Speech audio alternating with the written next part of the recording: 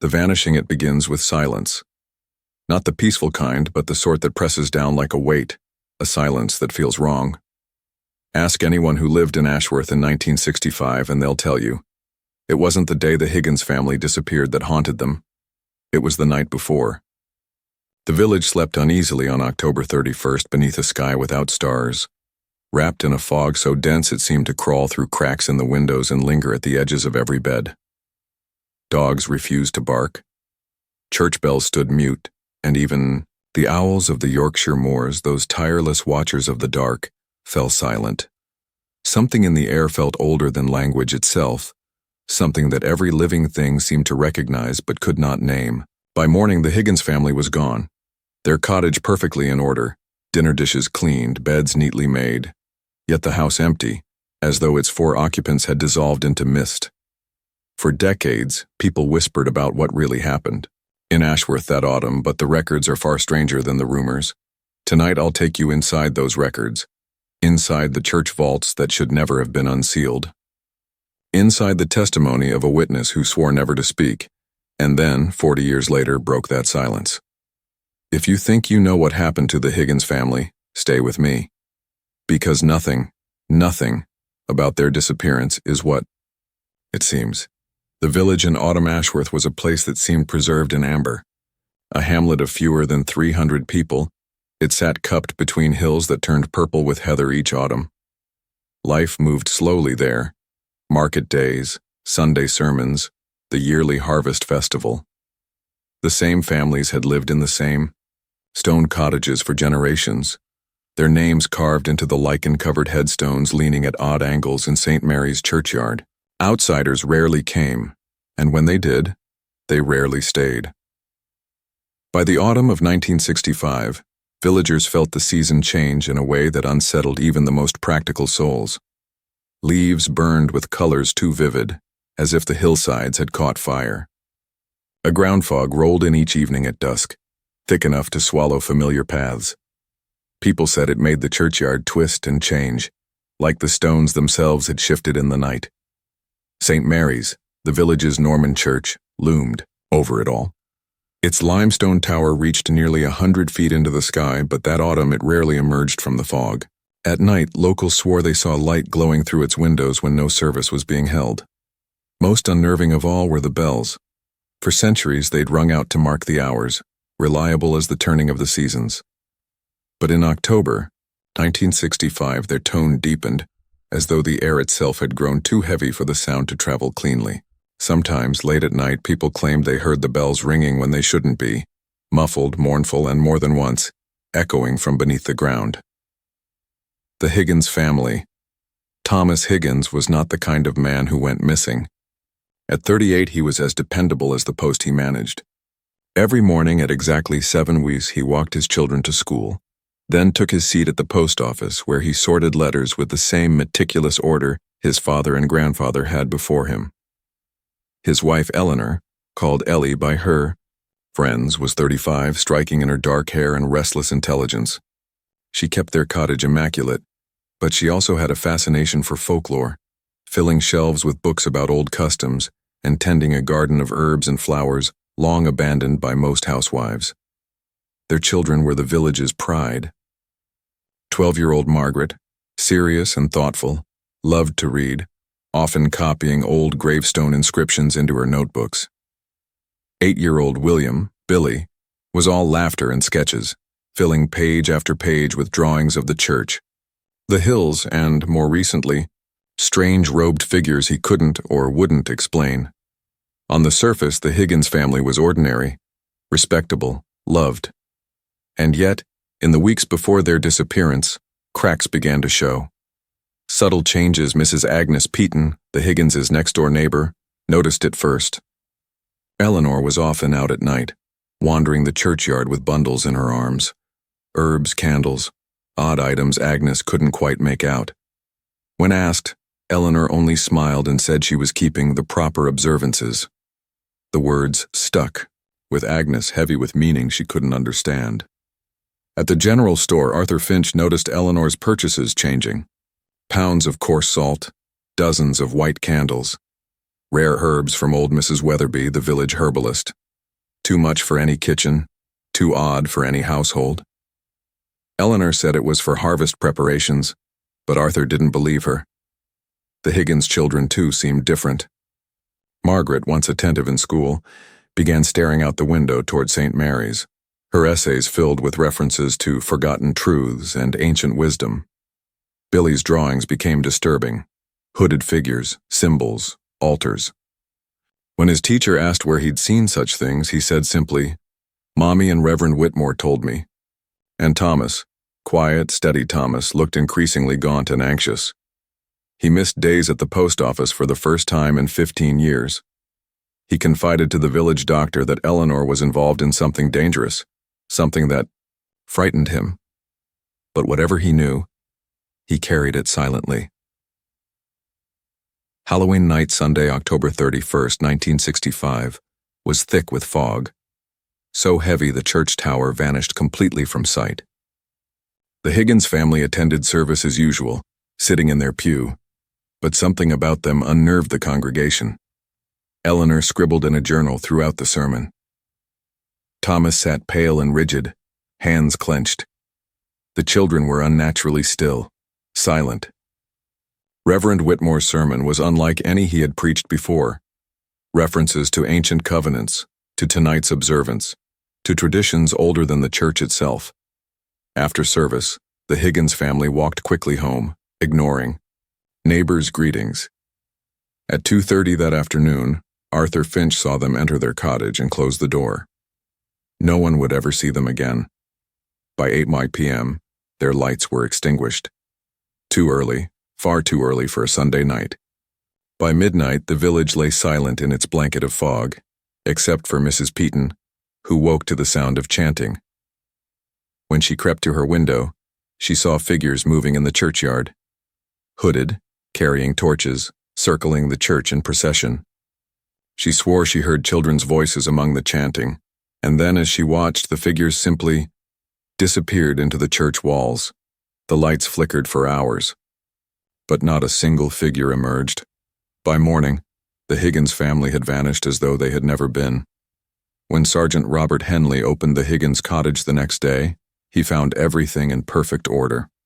Clothes laid out for school, dishes washed, wallets and purses untouched. The only anomaly was in Thomas's study, a Bible left open to the Book of Revelation, with words scrawled in the margin. In Eleanor's hand, the Old Covenant must be honored at all costs. Beneath, it in Thomas's shaky script, "God help us. We have gone too far to turn back," and beneath the Bible, tucked into a drawer, Henley found something no one could explain, a drawing in Billy's childish hand. It showed St. Mary's Church, but not as it stood. In the picture, the church tower was split open, and from within rose a black stone altar surrounded by flames. Henley stared at the image, a chill crawling down his spine. He didn't know it yet, but this was only the beginning. The hidden room, the morning of November the 1st, 1965, broke with a stillness that villagers would later call unnatural. The fog clung low, unmoved by the rising sun, turning Ashworth into a world half-formed, as though the moors had been swallowed, into a dream. The Higgins cottage stood in the dim light exactly as it had the day before.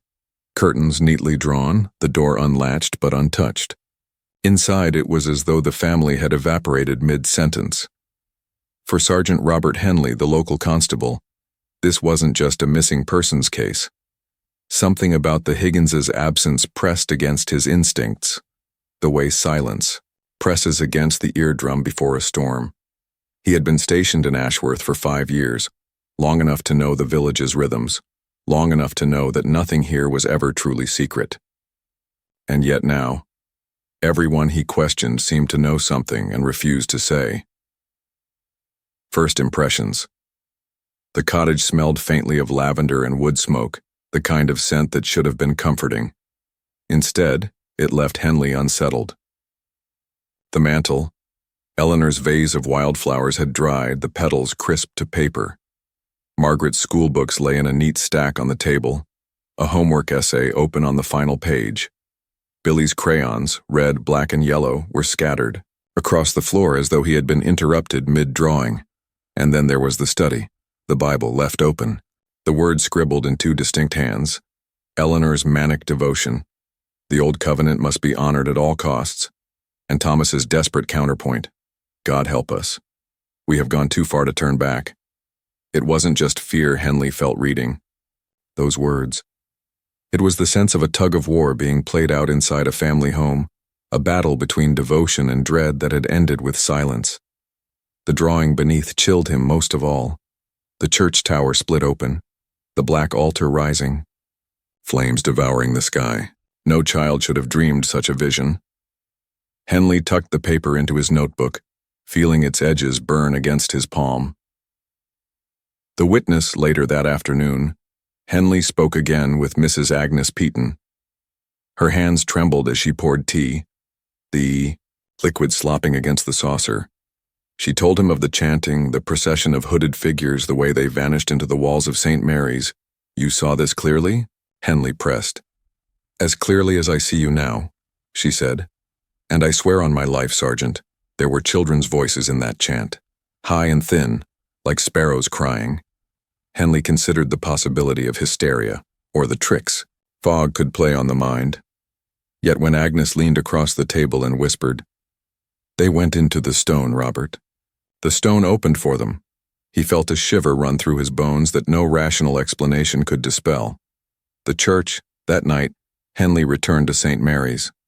The church loomed out of the fog, its iron-bound doors slick with dew. He pushed them open, their hinges groaning like something waking from slumber. Inside, the nave stretched into shadow, pews lined up like ranks of sleeping sentries. The air was heavy with the scent of wax and something older, something metallic that clung to the tongue. He walked the aisles with his lantern, every sound amplified, the scrape of his boots, the faint drip of water somewhere unseen.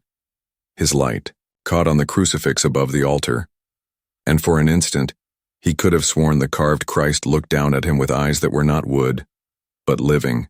He blinked, and the illusion was gone. Yet something about the architecture gnawed at him. The measurements didn't add up. He had seen the outside dimensions of St. Mary's dozens of times, and yet inside, the proportions felt off.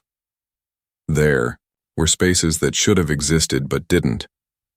Behind the altar, he noticed a seam in the wall where the stone looked subtly different, as though fitted in more recently. Running his hand along the surface, he felt a faint draft, and then, almost against his will, he pressed. The descent. The stones shifted, not outward but inward, like a hidden door sighing open after centuries. The air that breathed from the gap was cold and damp, carrying the sharp tang of minerals and something darker, something coppery. Lantern in hand, Henley descended the narrow passage. The stone steps were uneven, slick with centuries of condensation. The deeper he went, the louder his own pulse seemed to hammer, echoing in the confines of the stairwell. At the bottom, the passage widened into a chamber. It was circular, 30 feet across, carved directly from the bedrock. The walls were etched, with symbols, crosses tangled with spirals and crude shapes older than language. The floor was patterned in concentric circles, leading to a black stone altar at the center, its surface scarred with gouges and dark stains. Henley's lantern revealed more. Eleanor's wedding ring resting on the altar. Thomas's pocket watch, beside it. A child's ribbon, faded blue. And Billy's toy soldier standing upright as if placed in offering. Henley staggered back, bile rising in his throat. But then his lantern flame wavered, pulled by a draft. He turned toward the far wall of the chamber and froze. There was a second passage, narrower, leading deeper still. And from within it, faint but undeniable, came the sound of chanting. Henley's lantern sputtered as the sound grew clearer. Voices, layered and rhythmic, rising from the black throat of the earth. The words were indistinguishable, but the cadence was unmistakable, ritualistic, methodical, endless. He should have fled. Every instinct told him to seal the passage, to walk away, and never return. But as he stood trembling at the threshold, he realized something that made his blood run cold. The voices were not distant. They were answering him. The conspiracy of silent Sergeant Henley did not sleep that night. Not after what he had heard beneath St. Mary's. He told no one about the chanting, not yet. He knew the villagers. If word spread, the story would twist itself into something wild before morning. Instead, he sat in his office long after midnight, staring at the evidence laid before him. Eleanor's ring, the pocket watch, the ribbon, the toy soldier. 4 tokens of a family erased, laid out on an altar like trophies. But it was the drawing in Billy's hand that haunted him most. The black altar erupting from the church tower, flames licking the sky. The child had seen something that made its way into his hand before it ever reached Henley's eyes. By dawn, Henley had made a decision. He would question the village leaders directly. Someone knew what had happened. The Dr. Edmund Carr answered his door in a dressing, gown spectacles sliding down his nose. His study smelled of pipe tobacco and herbs, the walls lined with medical texts, and stranger volumes leather-bound, their titles written in Latin. When Henley pressed him about the Higgins family, Carr's calm demeanor shifted. He spoke of Thomas's exhaustion, his episodes of religious anxiety, his inability to sleep. He called it nervous collapse. But when Henley asked if Thomas had spoken of rituals, of Eleanor's involvement with Reverend Whitmore, Carr's eyes hardened behind the lenses. Superstitions have always plagued this valley, Carr said coldly. My duty is to tend to the body and mind, not indulge peasant fantasies. Yet when Henley asked outright if Carr had been in St. Mary's the night the Higginses vanished, the doctor flinched, just slightly, but enough. The librarian, Margaret Thornton, the village librarian, met Henley with a tight smile. Her cottage was a labyrinth of books, many so old their spines crumbled at a touch. She insisted the Historical Preservation Society was nothing more than a scholarly circle. They studied customs, she said, harmless seasonal practices. But Henley noticed her hands trembling as she served tea, noticed too the ancient manuscript on her desk, hastily covered with a shawl when he entered. You don't understand what you're meddling in, Sergeant, she whispered at last. Some traditions protect us, some debts must be honored. What debts? Henley demanded, but she only shook her head. You wouldn't believe me if I told you. The Reverend Harold Whitmore was different. He didn't evade. He welcomed Henley in, his study dim with lamplight, filled with artifacts that looked more archaeological than theological. Bone fragments, shards of pottery etched with spirals, a wooden idol whose eyes seemed to follow Henley across the room. Whitmore's voice was calm, almost hypnotic. You think the Higginses are gone, he said. But gone is not lost. They are part of something greater now. They understood their place in the pattern. Henley fought the chill crawling up his neck. Are you saying you know where they are? I am saying, the Reverend replied, that they are beyond your reach. And then, with a smile that showed too many teeth, he added, best not to dig too deep, Sergeant. Not all who descend return. Pressure mounts. By the end of the week, Henley felt the village turning against him. Doors closed when he walked, like conversations cut short. Shopkeepers who once greeted him warmly now averted their eyes, and then the notes began appearing, slipped under his office door, scrawled in the same angular hand each time. Leave it alone. You do not understand the covenant. The earth takes its due. He burned the notes, but their words etched themselves into his mind all the same. The second discovery. On the 6th night after the Higgins family vanished, Henley returned to the hidden chamber beneath St. Mary's. He told no one. The air was colder this time, the scent stronger. The altar was bare. Eleanor's ring, Thomas's watch, the ribbon, the toy soldier, all gone. But something new lay in their place. A journal, Eleanor's handwriting filling page after page, her words growing more fevered as the weeks drew. On she wrote of rituals, of proper observances, of a harvest ceremony that required the full participation of a family unit. She wrote of signs and portents, of voices whispering from the stones, of a covenant that could not be broken. The final entry was dated October 30th, the day before their disappearance. Tomorrow, we ascend. Thomas still doubts, but Whitmore assures me his doubts will fall away when he sees the truth. The children are ready. The old ways demand it, and we are chosen. I feel no fear, only joy. Henley slammed the journal shut, his hands shaking, and then he heard it again. The chanting. Not from the deeper passage this time, from behind him. Henley spun, lantern raised. The chamber was no longer empty. Figures stood, in the shadows between the carved walls, their faces hidden beneath dark hoods. He counted at least 6, maybe more, the candlelight glinting off the whites of their eyes. One stepped forward. A woman's voice, calm, familiar, spoke from beneath the hood. "Sergeant Henley," she said softly. "You shouldn't have come back here." It was Margaret Thornton, the librarian, and in her hands, she held Billy Higgins's toy soldier. The covenant.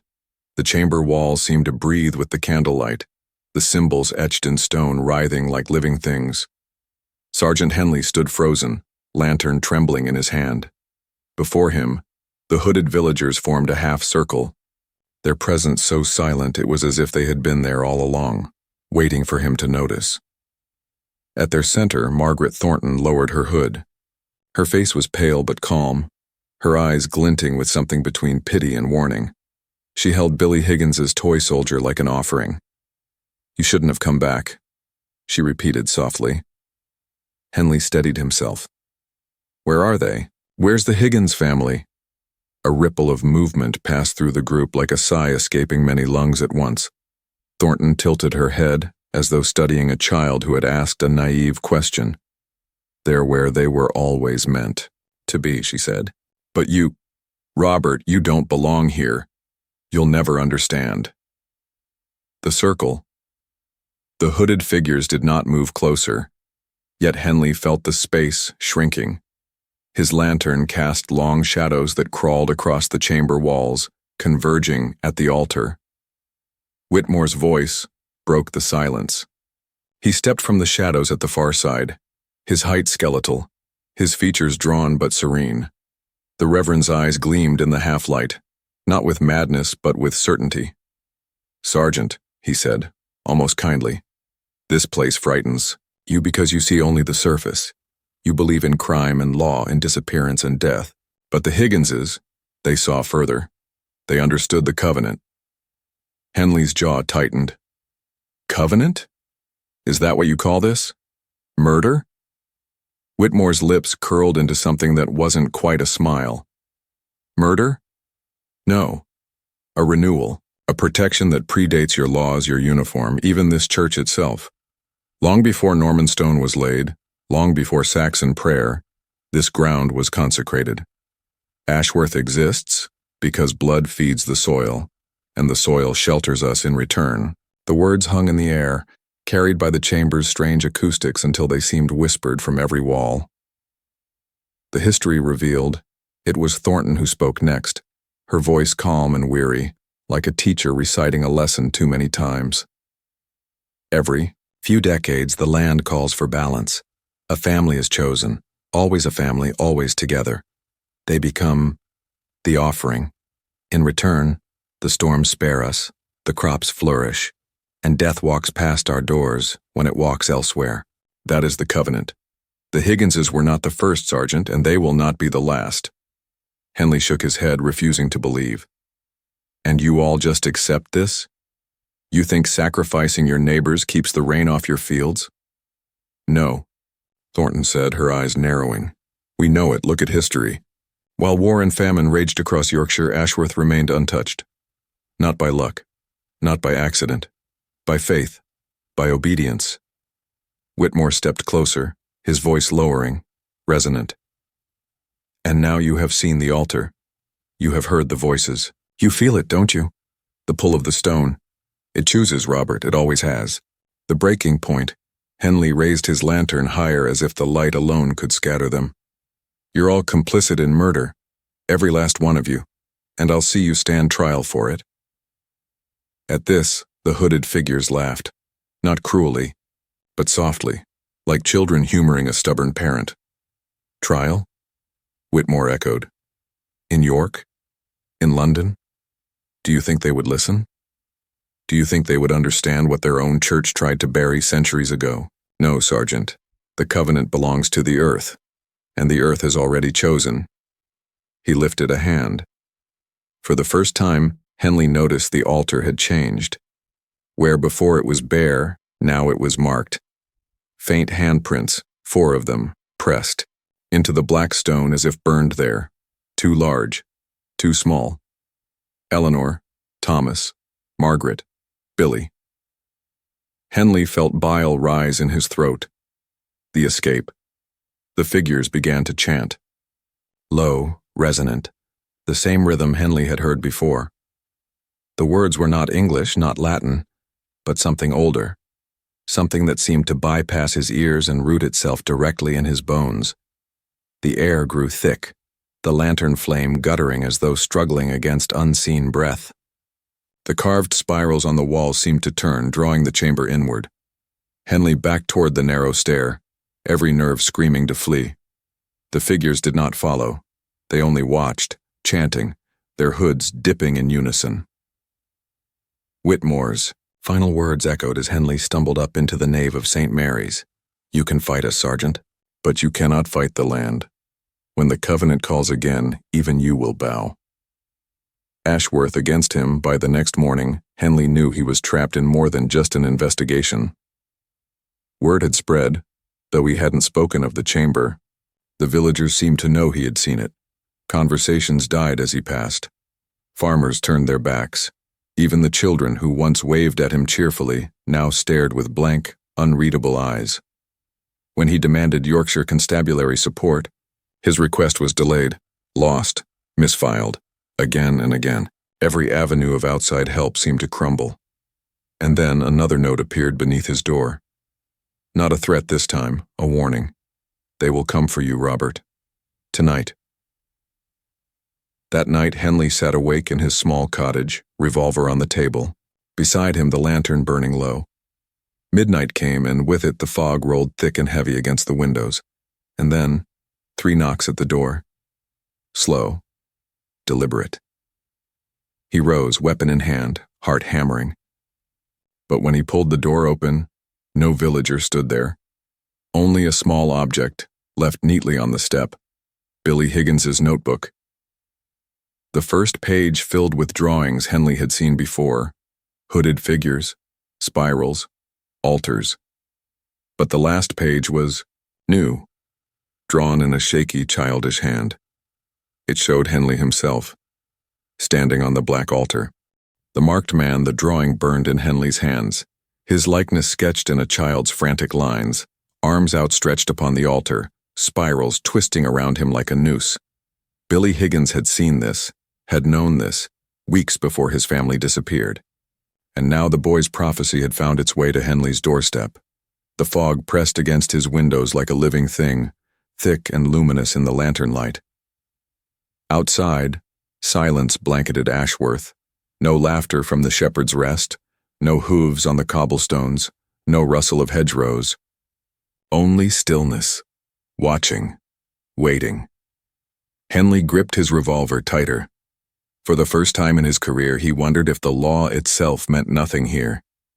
What good were handcuffs when every villager, from doctor to librarian to vicar, was already bound by something far older, the first assault? The knock came again, but this time not at the door, at the window.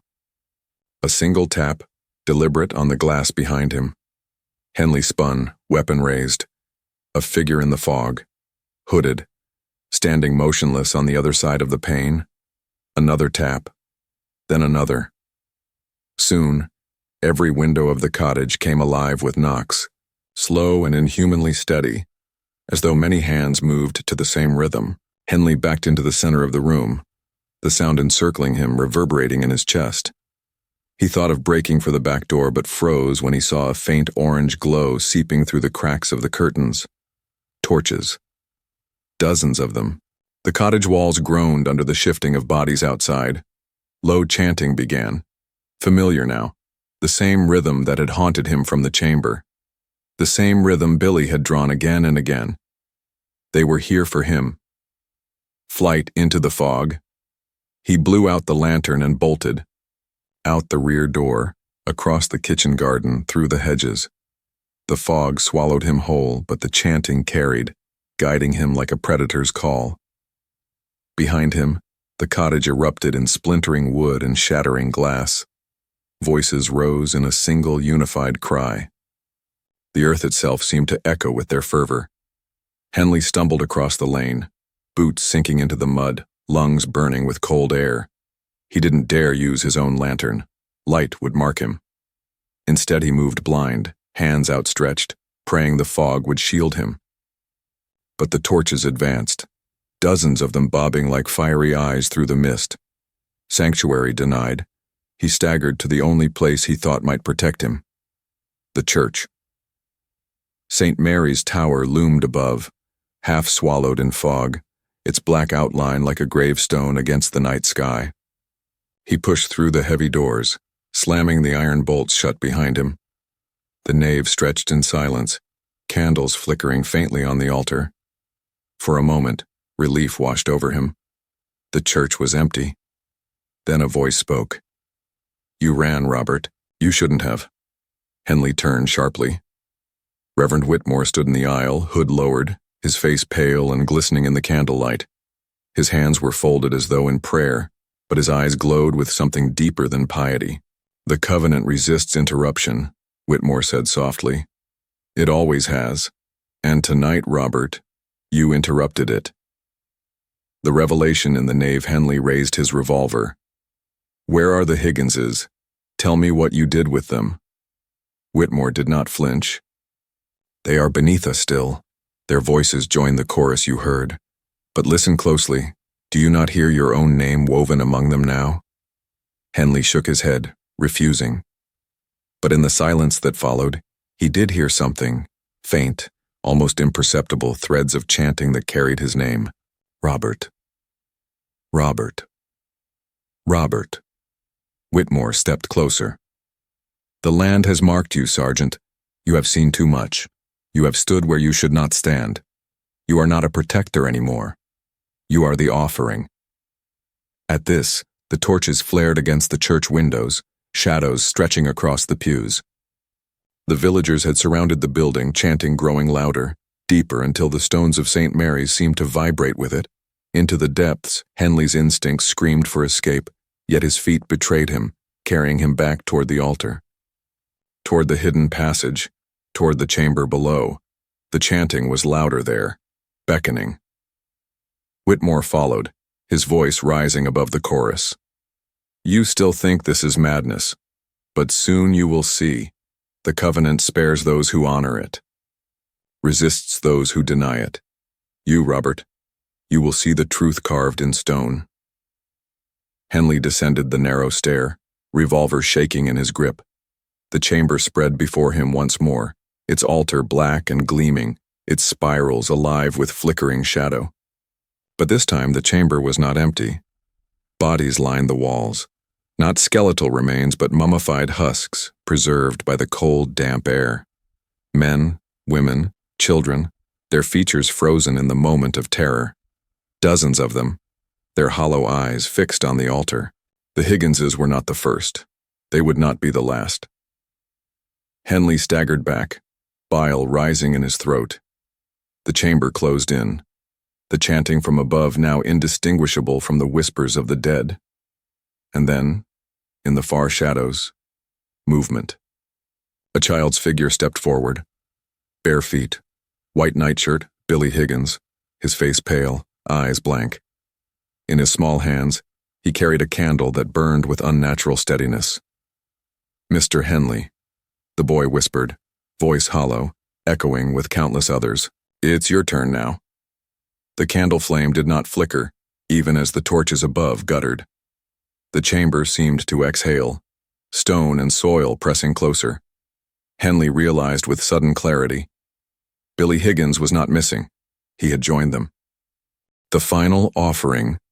Billy Higgins's candle burned steady in the cold chamber, its flame casting shadows that bent in impossible directions. Sergeant Henley's breath came ragged, his revolver shaking uselessly in his hand.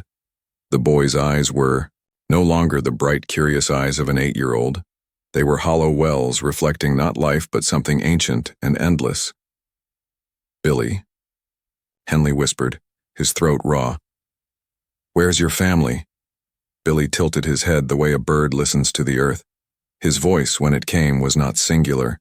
It was layered, a chorus of children and women and men speaking through his small body. "They are here. They are all here. And so will you be." From the walls, the husks of long-dead families seemed to lean closer, their parchment skin whispering with the draft. The chanting above deepened, vibrating the very stones. The covenant was awake. Henley's stand Henley raised his revolver, though he knew no bullet could halt whatever had claimed this place. His voice cracked but carried.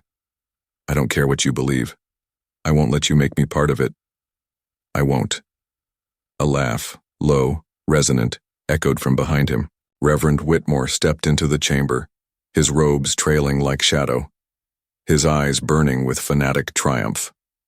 "You don't choose, Robert," he said gently, like a priest comforting a frightened child. "None of them ever chose. The stone chooses, the land chooses, and it has chosen you." Henley fired. The shot rang out, deafening in the chamber, sparks ricocheting from the altar stone. But Whitmore didn't flinch. He didn't bleed. The bullet clattered harmlessly to the ground. Whitmore smiled. "Do you see now?" The spiral. The spirals on the altar glowed faintly, their lines pulsing like veins alive with blood. The chamber floor began to shift, its stones grinding as if stirred by something beneath. Henley staggered back, but his boots caught in the pattern, the spirals pulling him toward the altar with invisible weight. Billy advanced, candle in hand. "Lie down," the boy whispered, voice carrying 1,000 echoes. "The land is hungry." Henley fought against the pull, clawing at the stone, sweat pouring down his temples. Above, the chanting swelled, dozens of voices pressing down like a storm, and then he saw them, the Higgins family. Not husks, alive, but not alive. Their figures emerged in the glow of the spirals, pale and transparent, faces serene yet empty. Eleanor's dark hair floated as if underwater. Thomas's hands were clasped, prayerful. Margaret's eyes burned with knowledge far too old for 12 years. They circled the altar, welcoming him. "Join us," Eleanor whispered. "It is peace. It is forever." The revelation, Henley's mind reeled. This was no cult delusion. This was older, deeper. Not death, not entirely, but absorption. Each family, sacrificed, had not been destroyed but bound into the covenant. Their souls woven into the land itself, feeding it, protecting it. That was why the villagers obeyed. Not because they were killers, but because they knew the families, never truly left. Ashworth lived because the chosen did not die. They became Ashworth. Henley's revolver slipped from his hand. For the first time he felt it. The pull. A warmth spreading through the cold chamber, a strange peace whispering at the edges of his terror. His exhaustion ebbed. His fear dulled. The altar no longer looked black, but radiant, inviting. Maybe Whitmore was right. Maybe resistance was futile. Maybe he was chosen. The last defiance, but then he saw Billy again. The boy's candle flickering against his pale face. The eyes hollow. The voice stolen. Whatever the covenant gave, it had stolen tenfold. "No," Henley gasped, forcing strength into his body. "I won't let you take me." He tore himself from the spiral's pull, lunging for the lantern he had dropped at the stair. His hands shook as he pulled the oil-soaked rag from within, striking a match.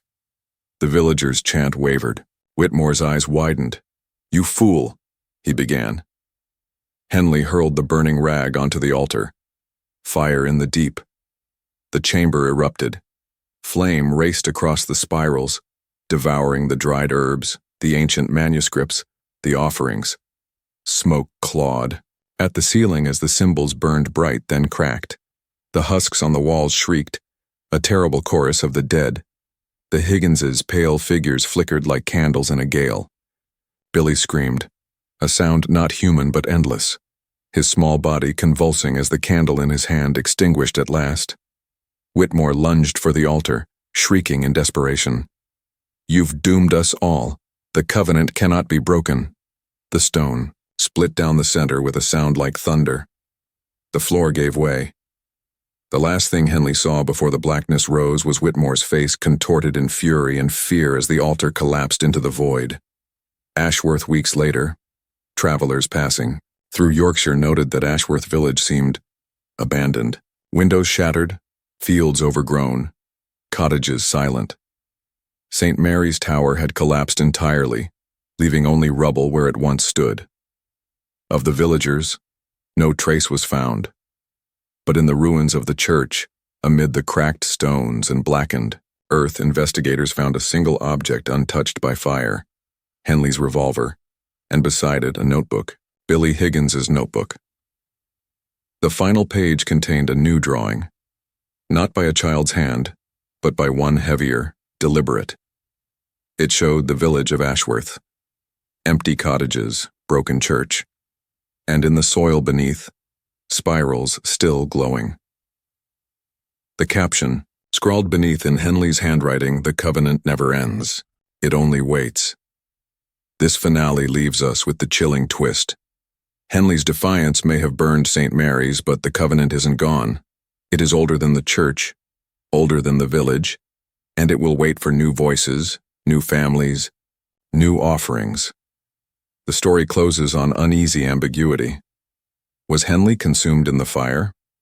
Or did he join the covenant in the end, leaving that last message as a warning? Either way, Ashworth's horror lives on.